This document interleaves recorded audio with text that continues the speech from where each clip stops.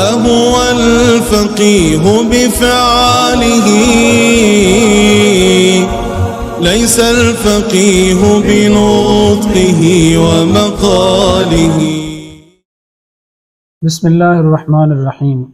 بہت سارے ہمارے مسلمان بھائی جو رمضان کے آخری عشرے میں اعتکاف بیٹھتے ہیں، ان کے لیے میں یہ چند مسائل مختصراً عرض کرنا چاہتا ہوں تاکہ اعتکاف بیٹھنے سے پہلے وہ ہماری اس ویڈیو کو سنیں اور صحیح طریقے سے وہ اعتکاف بیٹھیں.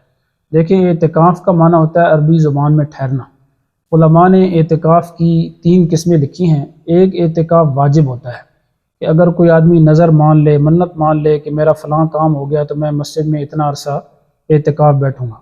اور ایک اعتکاف مسنون ہے، سنت مؤکدہ علی الکفایہ ہے کہ پورے محلے میں ایک آدمی کا بیٹھنا جو ہے وہ ضروری ہے. اگر کوئی ایک بھی نہیں بیٹھے گا تو سارا محلہ گنہگار ہوگا، جیسے رمضان کے آخری 10 دنوں کا اعتکاف ہے. اور ایک نفلی اعتکاف ہے کہ آپ جو ہے نا وہ 1 گھنٹے کا بھی کر سکتے ہیں، 1 دن کا، 1 مہینے کا بھی، اور 6 مہینوں کا بھی کر سکتے ہیں. اس کے لیے کوئی جو ہے وہ مدت نہیں ہے. یہ جو واجب اعتکاف ہے یا سنت اعتکاف ہے، اس کے لیے جو روزہ ہے یہ شرط ہے. تو فی الحال ہم بات کر رہے ہیں اس اعتکاف کے متعلق بات کرتے ہیں کہ جو مسنون اعتکاف ہے. ابھی ہمارے بہت سارے مسلمان بھائی رمضان کے آخری عشرے میں اعتکاف بیٹھیں گے، تو اس کے لیے پہلی بات تو یہ ضروری ہے کہ 20 رمضان کو غروب آفتاب سے پہلے آپ مسجد میں اعتکاف کی نیت سے داخل ہو جائیں. اس میں اعتکاف کی نیت کرنا ضروری ہے.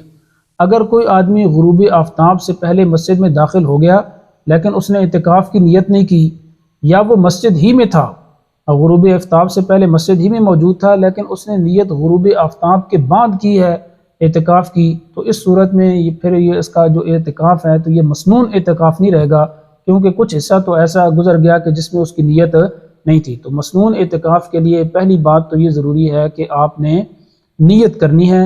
جب بھی آپ مسجد میں آئیں گے یا مسجد میں موجود ہیں تو اعتکاف کی نیت کر لیں. دوسری جو گزارش ہے جو ہمارے بہت سارے جو معتکفین بھائی کرتے ہیں کہ وہ بغیر ضرورت کے مسجد سے باہر نکل جاتے ہیں. تو دیکھیں، 2 قسم کی چیزوں سے جو اعتکاف ہے یہ فاسد ہو جاتا ہے. اگر کوئی بھی معتکف بغیر کسی ضرورت کے مسجد سے باہر نکلے گا تو اس کا اعتکاف فاسد ہو جائے گا.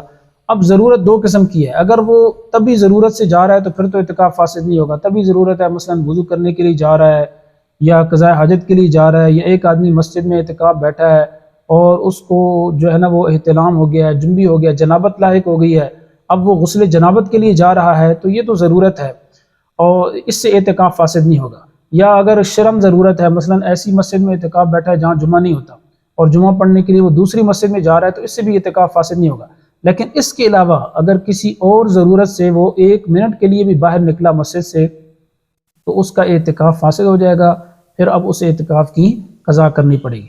اور دوسری چیز جس سے اعتکاف فاسد ہو جاتا ہے وہ یہ ہے کہ اگر کوئی آدمی اعتکاف کی حالت میں اپنی بیوی کے قریب چلے جائے اور بیوی کے ساتھ جمع کر لے تو اس صورت میں بھی اعتکاف فاسد ہو جاتا ہے. اب جن صورتوں میں نے عرض کیا کہ اعتکاف فاسد ہو جاتا ہے تو اعتکاف کی پھر قضا کرنی ہے. اعتکاف کی قضا کیا ہے؟ اگر کسی کا اعتکاف فاسد ہو جائے رمضان کے آخری عشرے کا تو فقہاء نے لکھا ہے کہ پھر وہ بعد میں 1 دن کی قضا کرے.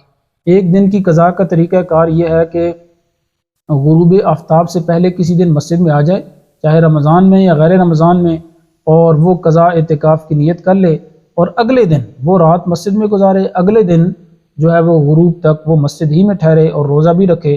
تو اس صورت میں اگر اس کا اعتکاف فاسد ہوا ہے، اس کی قضا کر رہا ہے تو اس کی قضا ہو جائے گی. یہ مختصراً میں نے 2-4 مسائل جو ضروری تھے وہ اعتکاف کے حوالے سے عرض کیے ہیں. باقی آپ ہمارے نمبر پر پوچھ سکتے ہیں اور کمنٹس کے اندر بھی کمنٹ کر کے اپنے سوالوں کا جواب پوچھ سکتے ہیں.